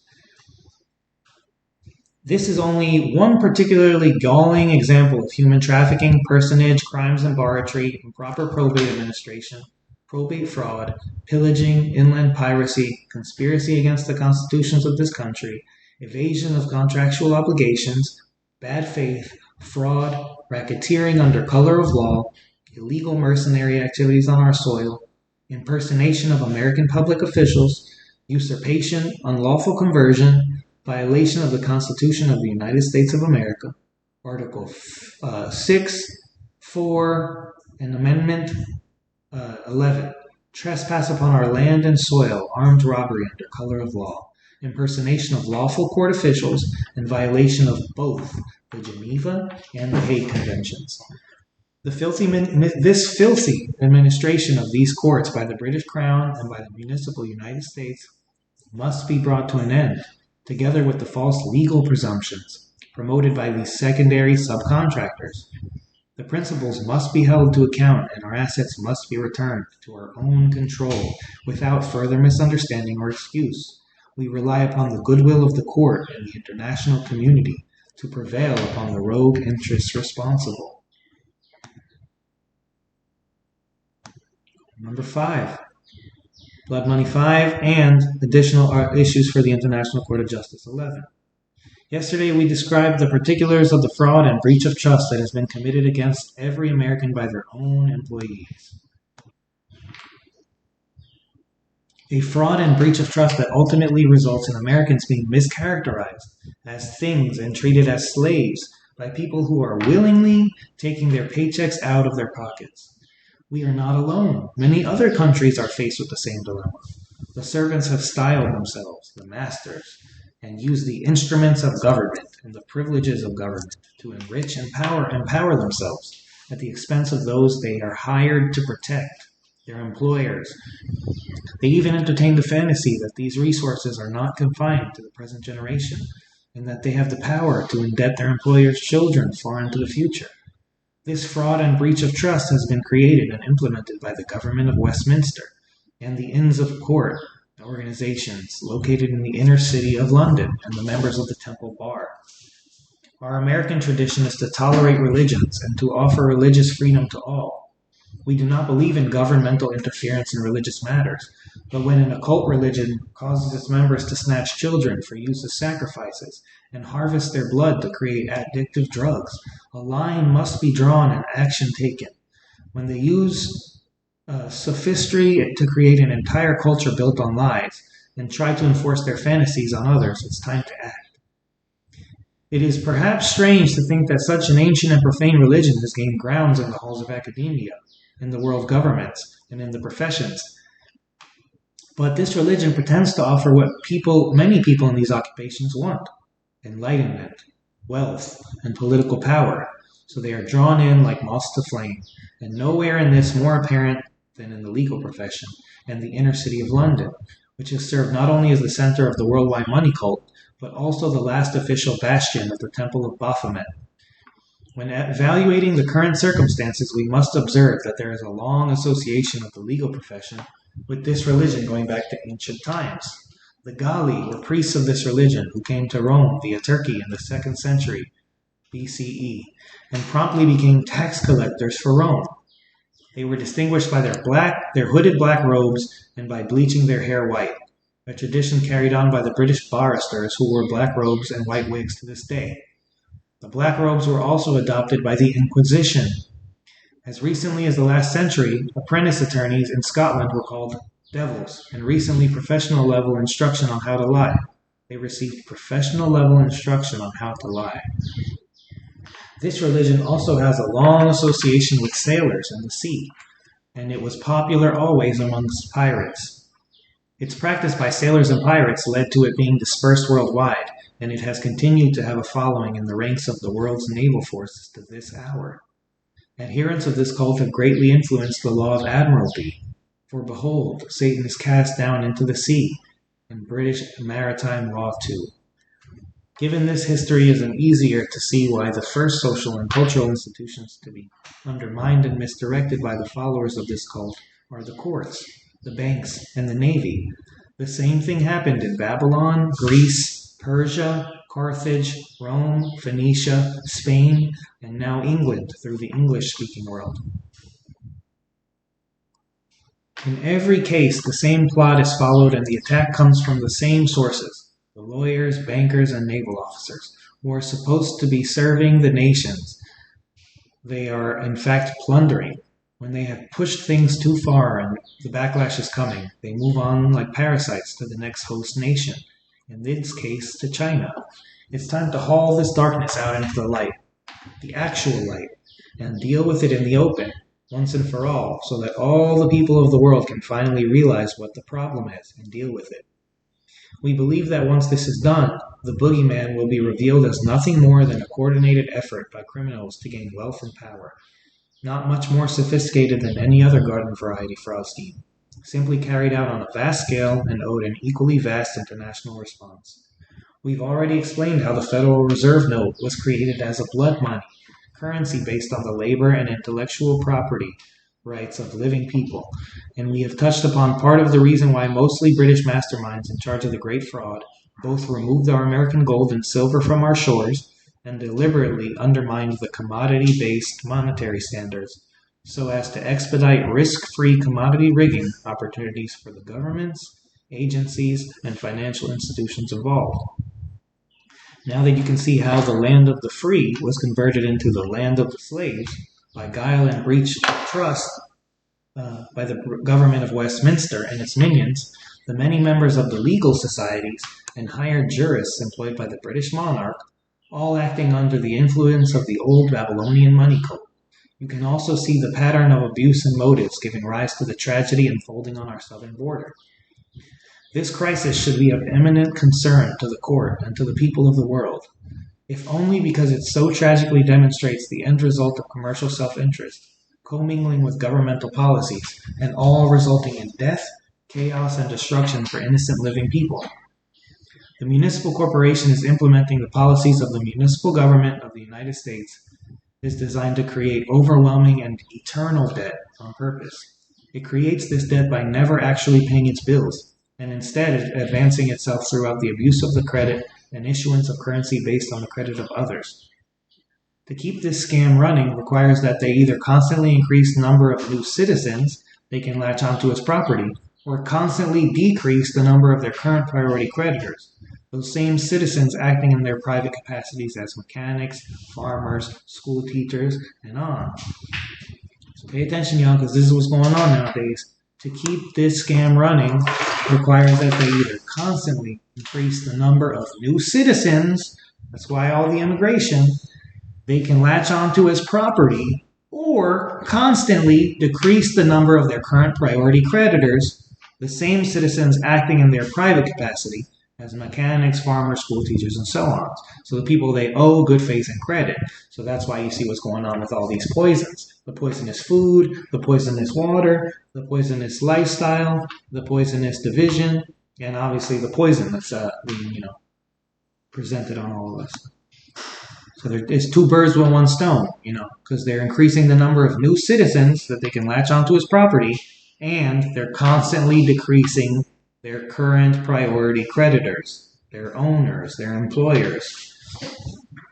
You will remember that in this example given yesterday, one of the actual privateers responsible for implementing this system admitted that the person of Governor Bill Lee was despised as a debtor and non-entity, but the royal subject Bill Lee was the creditor. That is, the Queen was the creditor in his mind. However, the Queen in this country is a service provider and trustee, not the sovereign in whom all rights, titles, and interests are vested. I'll read that again.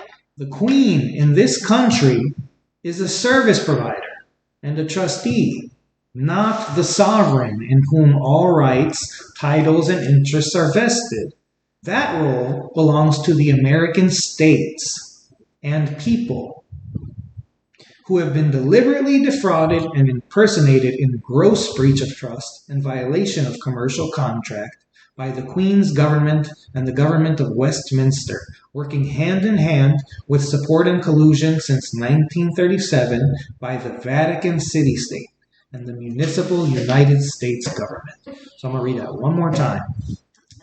The Queen in this country is a service provider and a trustee, not the sovereign in whom all rights, titles, and interests are vested. That role belongs to the American states, Georgia, not state of Georgia, Georgia, Texas, not state of Texas, Texas, and people, capital P, lawful persons. So that's the state citizens. So the people who decide to act and to pick up a citizen role to act for their actual state of the union. They act as fiduciary officers and peace officers or peacekeeping officials. Cast your eyes now to the southern border of the United States, not the United States, which has no border. More than 1 million people in Central and South America are on the move, and most of them think that they are coming to America, the land of freedom and milk and honey, where there is food for everyone and everyone has their own house and a car. But when they get here, they are greeted instead by the U.S., a filthy, misdirected, corrupt, profit-driven, governmental service provider, intent on capturing their living flesh and registering them and their assets as property belonging to the company. That's why Joe Biden has an open doors policy. It has nothing to do with offering these people an opportunity for a better life, and it certainly has nothing to do with freedom. It has to do with the per capita value gain of rebranding a Honduran as a citizen of the United States. Our cows are prime property and get top dollar in the marketplace. Honduran cows, not so much, but rebrand them and pass them off as American cows, and they are suddenly worth hundreds of times more than they were on the other side of the border. Simple economics, but false advertising, and all as illegal, immoral, and unlawful as any level of hell. We call upon the International Court of Justice and all other assembled nations of the world to look, really look, at what is going on here. A self-interested European commercial corporation pretending to be our government is opening up our southern border to expedite the human trafficking and enslavement of potentially millions of Americans. That is what is actually going on there and here. And it is all being done under conditions of non-disclosure and fraud. If those people from Mexico and Central America had any idea that they were being solicited to act as debt slaves, would they come here and send thousands of their innocent children through the noxious, polluted waters of the Rio Grande, thinking that they are sending them to a better life? While purportedly standing tall for human rights, the lesser courts of Europe, acting as non-judicial tribunals, have all gone along with plans to forcibly vaccinate the entire population of European countries. An action which will in a few short years leads to the deaths of millions of Europeans who have the right to expect good faith service from their higher jurists.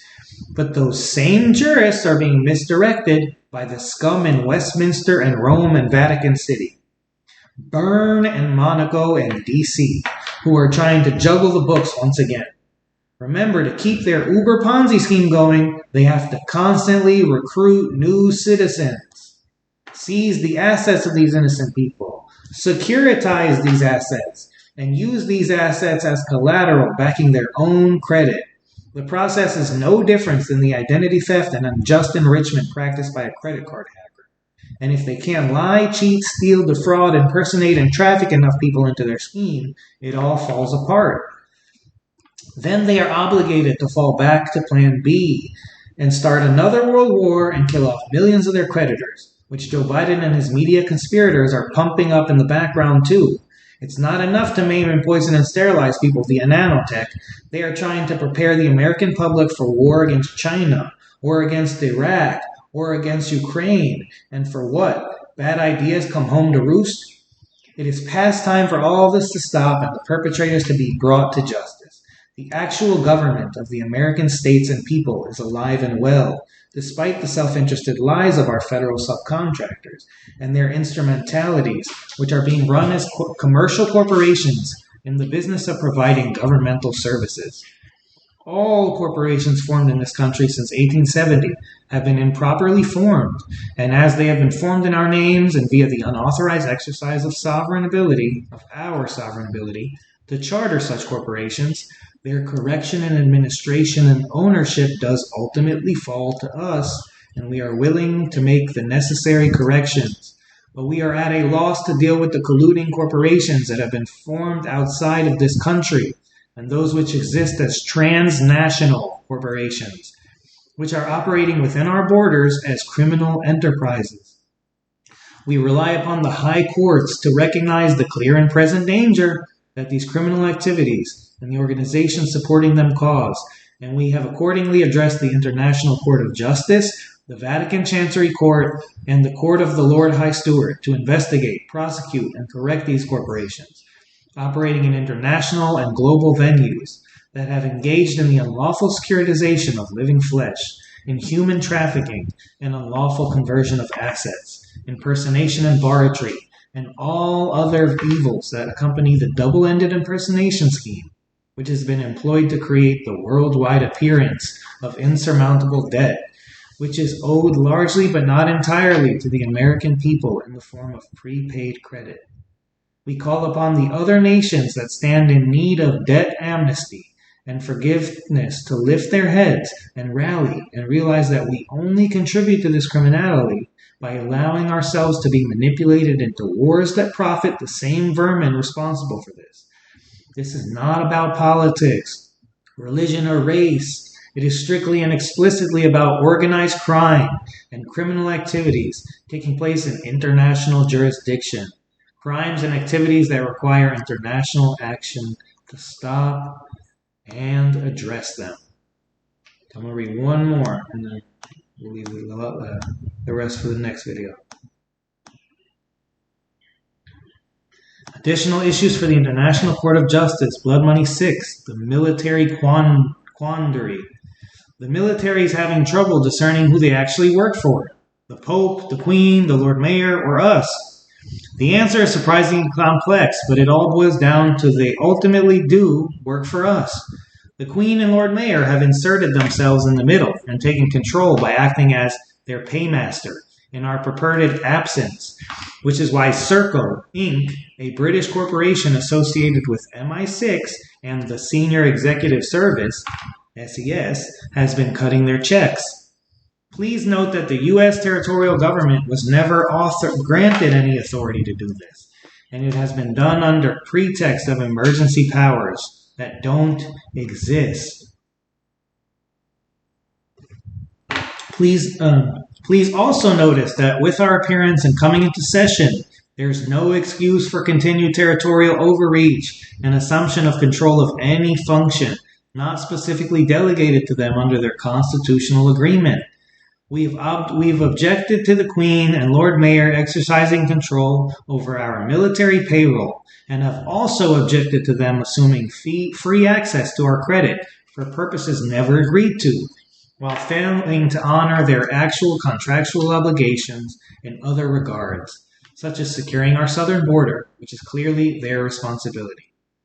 Of course, there is an issue that without fulfilling their obligations, they are not only in breach of trust, but in breach of commercial service contract, which places the default and the cost of all this firmly on them, and which also means that they have to meet the military payroll out of their own funds and show themselves as the brutes and bullies behind American aggression and the U.S. military the whole time. Essentially, they've been using our troops and sailors as mercenaries, using our natural resources and our land assets to fund their warmongering for profit, and using a presumed custodial interest in our assets to do it. Now we are back and our actual American government is in session, and all of this so-called mischief has been unearthed and documented, much to our displeasure. We doubt very much that the rest of the world will be happy with the prospect of them continuing the same game via the misuse and abuse of the Chinese people as cheap mercenaries. The discovery of their misadministration and criminal activities in this country on behalf of this country purportedly makes their overtures to China to become the world's new policeman for them and their corporations a more apparent, clear, and present danger to all concerned. We are all faced with the prospect of the military here being out of a job, our country being betrayed in front of the rest of the world, including our allies in Russia, and everyone being bullied and beat up by Chinese instead of American troops, all at the behest of the British Crown Corp, the UN Corp, and the Queen. So if the military, both the old DoD and the territorial contingent, wish to have jobs and purposes in the future, they need to realize who they work for, the American states and people. And they need to come home and talk to their actual employers, and the Queen and the Lord Mayor, need to have some of their more nefarious profit-making and coercion mechanisms examined by the rest of the world, just as the other nations examined their perfidy in India and forced them to make correction and function with the public law and the international law, which allows the existence and functioning of their corporations.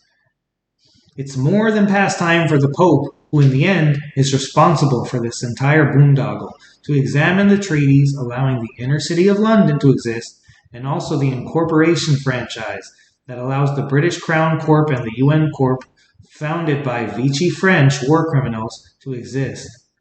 And as for the Pope and both the administration of the municipal government and the former Commonwealth government being administrated as a temporary territorial government here, in Australia, in Britain, in Ireland, in Scotland, in Wales, in Canada, in New Zealand, and elsewhere, please note that the following laws pertaining to the parish law, which is synonymous with the district law of the District of Columbia, and the institution of their district assemblies, which are being improperly substituted for our state assemblies, and usurping upon our authority and function. So what's a district assembly? It's the same as a jural society. It's legal persons without any type of sovereignty and without any type of substance and any type of standing. Legal persons in a foreign jurisdiction with no authority, no sovereignty.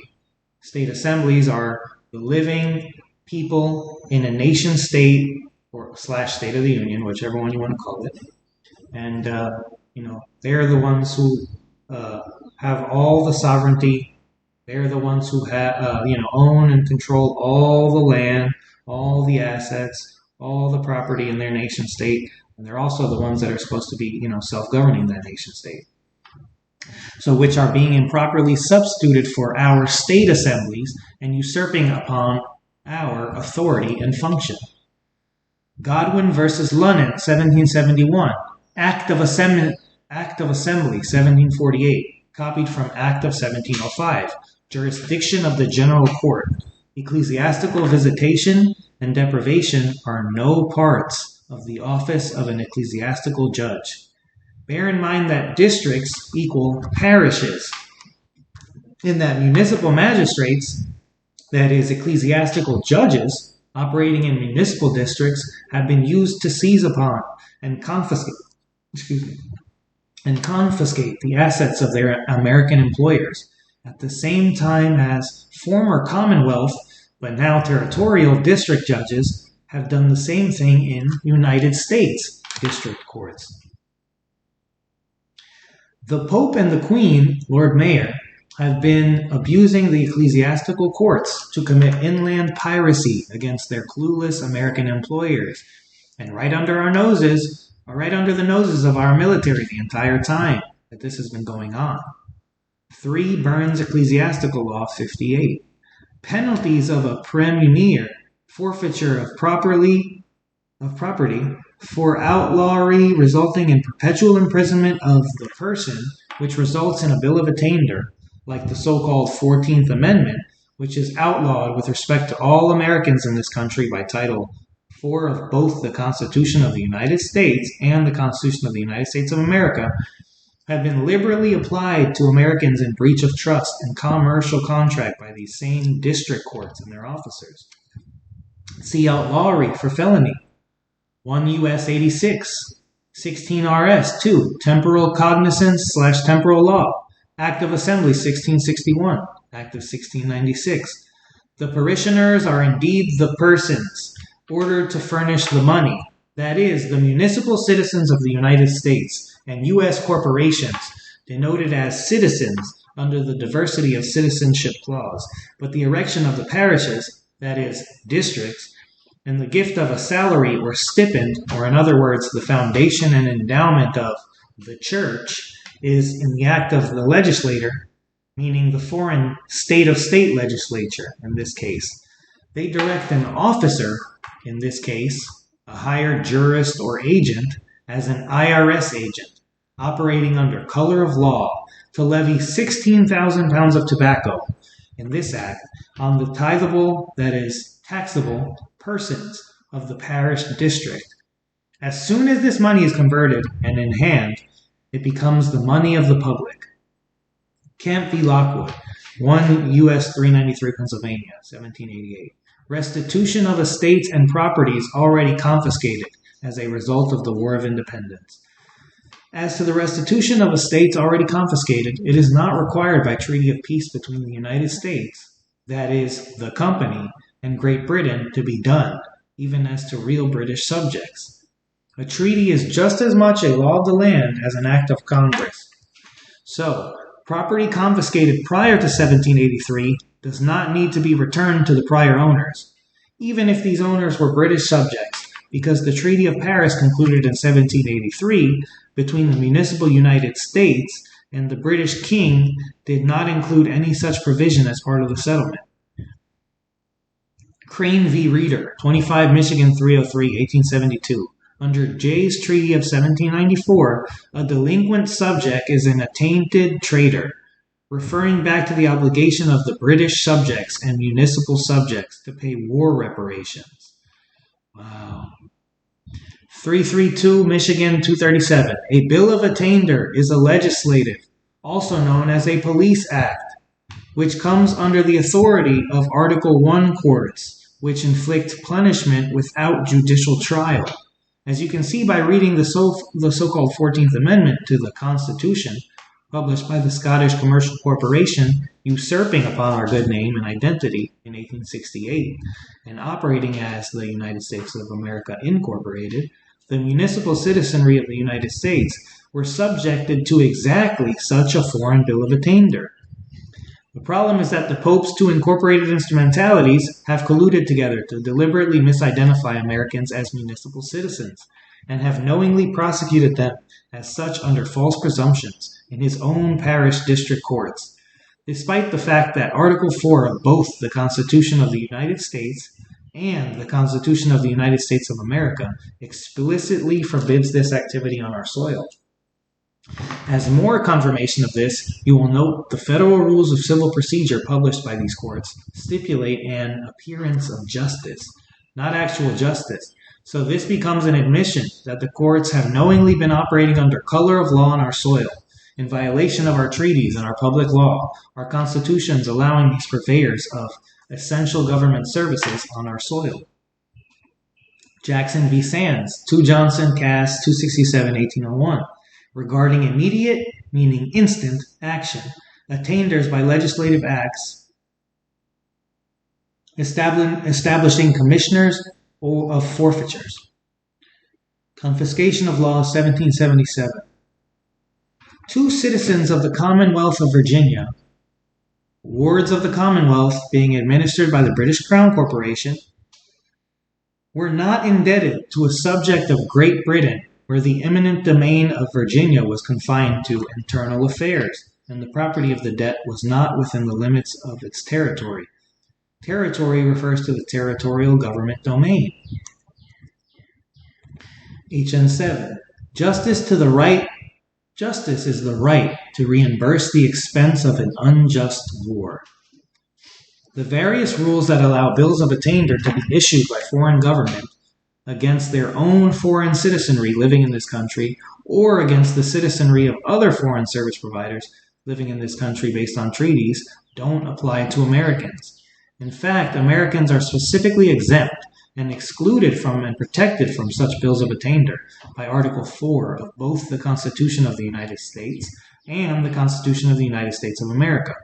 And nonetheless, the 2 instrumentalities of the Pope and the Queen and Lord Mayor have been knowingly colluded against their employees in gross breach of trust, treaty, and service contract to latch onto millions of Americans and purposefully mischaracterize them to be subject to such bills of attainder and subject to 2 kinds of ecclesiastical parish district courts for the purpose of defrauding them, confiscating their property assets under false legal presumptions, human trafficking them into foreign jurisdictions, and allowing foreign courts to misaddress them to expedite these known international crimes of personage, barratry, inland piracy, press ganging, conspiracy to evade their constitutional obligations, and unlawful conversion of assets.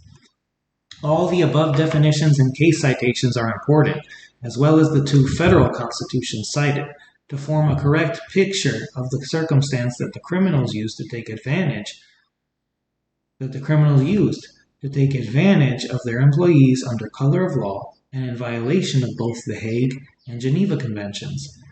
Simply by establishing unconscionable birth registrations and registrations of other private property, while acting under color of law, the criminals responsible could just unjustly enrich themselves in the same way that any identity thief does.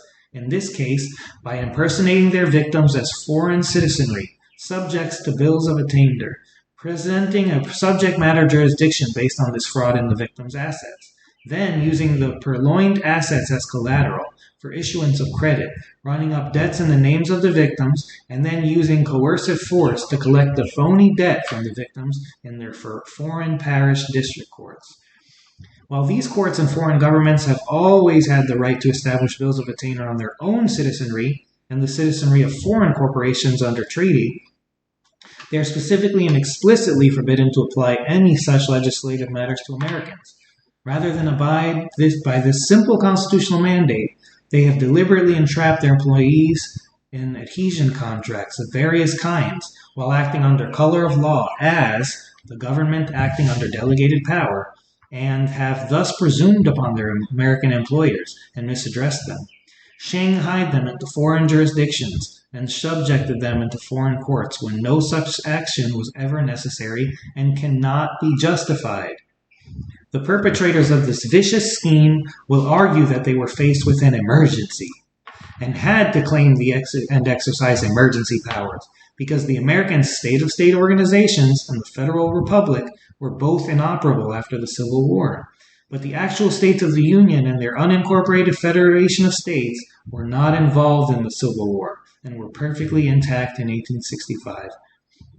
The public here was simply never informed by traitors occupying seats in the Territorial U.S. Congress, and the then state assemblies were deliberately misinformed and coerced to create new state-of-state constitutions that allowed British territorial organizations to slide like cuckoo birds into a nest that never belonged to them, and to assume service contracts and positions of control that were never knowingly and with full disclosure granted to them by the American states and people. They only succeeded in this subterfuge against their employers via the use of constructive fraud, semantic deceit based on similar names, and misapplying their delegated powers of government under color of law. No emergency existed ever, in fact, as the Federation of States is the delegator of all the powers under all federal constitutions, and the powers that were left hanging by the collapse of the Federation, providing oversight to the American Federal Republic, reverted to the Federation by operation of law. All that needed to happen in 1865 is for the employers, the American states and people, to be fully informed by their employees. We could have all been spared the Spanish-American War, the First World War, the Second World War, and innumerable war-for-profit conflicts, including Korea, Vietnam, Iraq I and II, and so much more pillaging, grief, and suffering if our employees had simply done their duty by us, and the principals responsible for these misdirection of those employees had honorably discharged their treaty and contractual obligations to us. So now we come before the nations of the world and the people of the world and the high courts established to deal with such matters, and we ask for the unified and universal action required to restrain rogue corporations and principals operating crime syndicates in our midst. We sue for the peaceable return of all our purloined assets, including the labor bonds that were used to falsely indebt our people, and which established both the U.S. debt and, on the flip side, the American national credit. We sue for the peaceable return and release of all foreign titles taken to our land and our land assets by the Queen and the British Crown. We sue for the return of our purloined state offices from the United Nations organization, noting that Jimmy Carter could not give them what never was his to give. We sue for the return of our Title IV flag entrusted to the British Territorial United States. We sue for the return of control and non-custodial ownership of our gold and silver, which was removed offshore for safekeeping beginning in the 1870s. We sue for the instant and immediate cessation of all commercial warfare on our shores, being promulgated by any corporation, chartered by any nation at all, including those chartered for us, in abuse of our sovereign powers. We sue for the international recognition which is ours by nature, and for the peaceful resolution of these issues. The International Court of Justice, the Vatican Chancery Court, and the Court of the Lord High Steward are all invoked. If we, the defenders and keepers of all actual law, and the people of the nations of the world stand together for justice and for peace, there's no office accorded to man or human which can prevail against the will of the living. Let us all choose to act in the only moment that does exist, that moment called now, and let us act in our common defense against charlatans, liars, con men, bullied, and other species of banal criminals who seek to attain by guile what they cannot wrest by force of arms or moral persuasion. And we took a dive into the blood money articles. They teach you so much. Like I said, Anna's one of the most informed people in the world, and transparent people in the world. Thank God. But we gotta read, share this information. We gotta reclaim our good names and our estates and our assets and our property. We got to join our state assembly, and for those of us who are willing, able, sound mind, body, and spirit, we have to act as fiduciary officers in some capacity.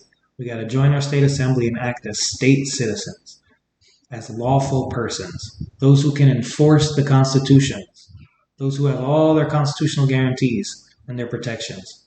We need to all join our state assembly and, get involved. Please, that's the only thing that matters. Dividing, fighting, protesting, bitching, whining, none of it matters. We can solve every problem.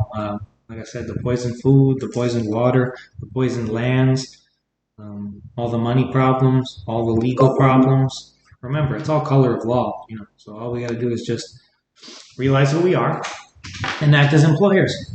And that's it. So appreciate y'all coming through again. Like I said, I'll see y'all at part 2 of the blood money next time.